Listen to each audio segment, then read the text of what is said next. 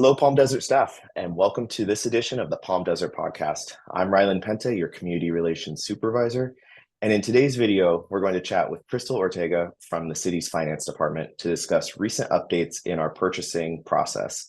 How's it going today, Crystal? Hi, Rylan. Thank you so much for having me today. Everything's going well. Thank you. Thank you again for the opportunity to have me here today. I'll briefly introduce myself. Hi, everyone. My name is Crystal Ortega, and I'm the Management Analyst for the Finance Department. My primary focus is on purchasing and procurement and accounts payable. I oversee the entire process from purchasing, from the purchase order to invoice and ultimately to process payments.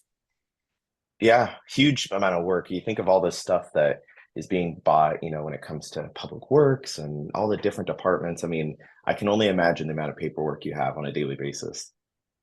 Yeah, well, thankfully it's all electronic, so it's pretty easy to get through. Just making sure that we are complying with the policy and that we're not purchasing things without approvals.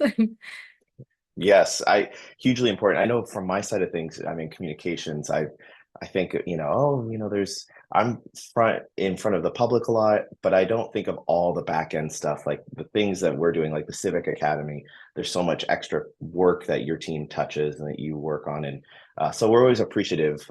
So it's nice to highlight kind of the work you do and the amount of effort finance it goes through to ensure that all the processes in those public spaces happen seamlessly. So great to have you. Thank you.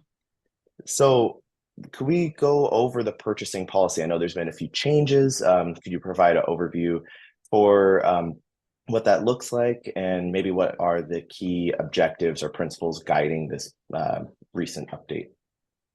Yeah, of course. So I'll start off with the City of Palm Desert, which operates under a municipal government structure, which is overseen by its City Council. City Council sets the goals and objectives, and it is guided by the city manager. The city's purchasing policy or ordinance, I apologize, that encompasses four procurement types, which are public projects, contractual services, professional services, and supplies. We do have four purchasing thresholds. Purchases of $10,000 and under can be delegated to department heads with the financial review form, FRF. It's recommended, but it's not required. We do require a purchase order to be processed for anything over $2,000. Purchases under $25,000 can be delegated by the designated position, which corresponds to Veronica, John, or Chris. Purchases up to $75,000, which have fewer requirements, but staff must obtain multiple quotes for goods, supplies, or services. Ensure that a legitimate reason for the purchase has been made.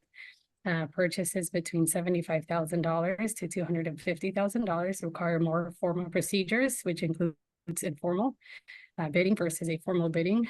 Informal, which is 5 days, being posted on our OpenGov platform, or formal bidding, which is 10 days. Purchases over $250,000 must be approved by our city council, generally through a formal bid or a request to award. The bidder based on the best on an exception, and staff is responsible for ensuring that purchases are in the city's best interest, exercising due diligence when spending public funds. Okay, so a lot to think about with that. So if it's under, did you say under $2,000, then our directors can review and approve those purchases? Yes, and those can actually get paid through a voucher under $2,000, where it becomes a bit more, you have to get additional quotes is under $10,000. So anything between 2 to 10, we are really requesting for staff to get multiple bids or quotes from vendors to ensure that we are getting the best pricing for our purchases.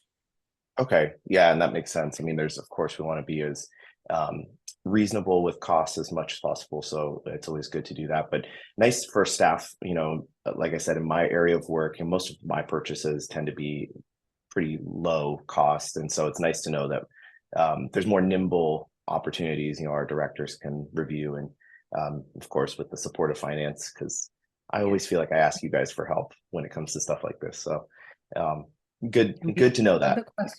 We love the questions. We're here to support and to help in any way possible. Yeah, thank you. I know feel like I always find myself running to the North Wing with like, am I sure I'm doing this right? because that's always key to making sure that we're doing things on board, as best as possible. So thanks for being a good support. Um, yeah, and so now, although we've kind of touched upon it, could you go into the importance of adhering to the policy? Like, what are the what impacts does this have on the health and operations of the city, that we ensure that we maintain those processes effectively?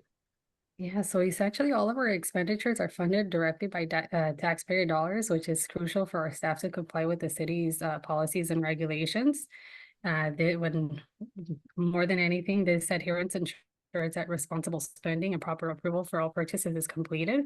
And just ensuring that there's available funds and whatever funds we are using to procure items or services.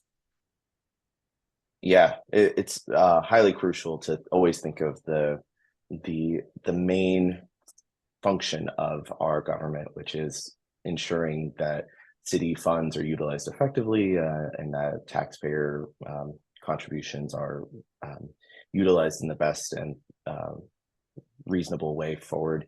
I I think there's it's interesting from my side of things to think of finance. We see that there's a lot of processing of material, but there really is that key mission that you guys are ensuring.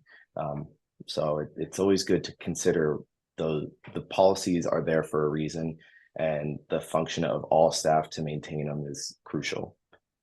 So now, if you could help me maybe with a hypothetical, I like if a staff person were to need to purchase something, could you walk us through that process? What would be the steps they would have to take, or what would they need to consider when just going about initial planning to buy something? Yeah, so as I mentioned earlier, the procurement process is based on the purchase type and amount. So for purchases under $2,000, staff can procure and pay via voucher, provided that they've had appropriate department head approval. Purchases over $2,000, but under 10,000, staff members must submit a purchase request form and obtain the department head approval before converting into a purchase order and processing payment. So we just want to ensure that you guys are getting all the proper approvals and making sure that you guys get quotes and are getting the best pricing for the city. Again, because we are using public funds, we need to ensure that staff is ensuring that we are getting best pricing. Absolutely. Um, and you've also hit on this question I have as well, but support and resources, like what opportunities are there within the finance department to help staff get familiar? Of course, there's a lot of acronyms, a lot of processes that, especially new staff, but even some of us that have been here for a few years, that can utilize to ensure that we are maintaining standard processes and protocols. I know things are always um, in the top of our mind, but not always easy to bring forward when we're actually at the point of purchasing. So, any ideas on that? Yeah, so recently the city has revamped its intranet where you can access all the information about all the city departments. For the finance department, specifically for purchasing and procurement, we do have the contracts and purchasing the contracts and purchasing section on the intranet. There you can find a link all the way at the bottom for the how-to guides. We do have training materials related to the purchasing ordinance. We did create a PowerPoint presentation and other valuable finance related resources. And we're always here available to answer you, whether it's an email, a Teams, or a phone call. It's probably easier if you just give me a phone call, or if you can't reach me, send me an email. But we are always happy to answer and help out in any way possible, especially if it's something that's urgent, as long as we have the proper approvals, documentation, which is always key for any purchase, making sure that we have documentation for all these approvals, but we're always here to help and assist. Yeah, and I have to say I've had several instances, one in particular that I'm thinking of, where I needed something for an online vendor, our accessibility widget on the website. They needed something urgently, quickly, and you guys jumped to it and got it ahead of the queue. And I just am always so thankful for your nimbleness and activation in times of need. So I appreciate always assisting on that. Anytime, and we're here to help you in any way, shape, or form. And especially if it's urgent or something that needs to get done or needs priority, we're here to help you. Oh, well, thank you so much. And thanks for providing this info. I know, like I said, processes, policies, things of that nature can be a little overwhelming at the foresight. So I encourage staff to talk to Crystal, talk to anyone in finance if they have questions. They're a wealth of knowledge. So, but I wanted to thank you so much for being here, and I hope you have a great rest of your day.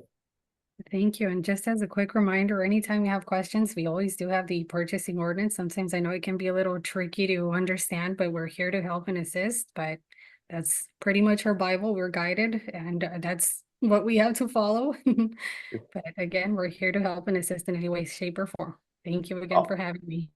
no, absolutely. And thank you all for watching this edition of the podcast.